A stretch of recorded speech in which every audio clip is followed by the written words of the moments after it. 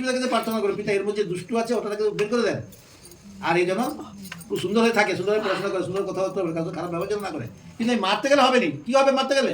তোমার মধ্যে রাগ প্রবেশ করে গেল, রাগ এসে গেল, রাগ প্রবেশ করা মানে কি হলো? পাপ প্রবেশ করলো। পাপ প্রবেশ তোমাকে পাপ কার্যকরী একটু বললাম দিদি ভাই, যে কোনো রকম তোমাকে যদি একটা প্যান্ডেলে ঢুকাতে পারে, তাহলে তোমার সমস্ত সম্পর্ক শেষ করে দিবে।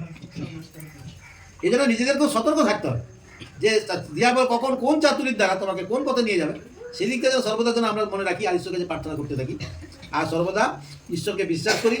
আর বিশ্বাস যখন করছি যেন আমাদের আশাটা যেন থাকে, আশাটা আবার এমন হবে যেন ঈশ্বরের দেওয়ার মতো ক্ষমতা থাকে, নাহলে এমন আশা করে বসুন যে ঈশ্বরের দেওয়ার ক্ষমতা নেই। কি নিজের একটু এক বছর খুব সুন্দরভাবে শিক্ষা করে দিয়ে গেছেন যে নিজের কর্মফল যেভাবে আমি কর্ম করবো সেভাবে আমি ফল পাবো। তো সেই কর্মফলটা এমনভাবে হবে যেন না হেলিকপ্টার চাপ চেয়ে বেশি আমরা।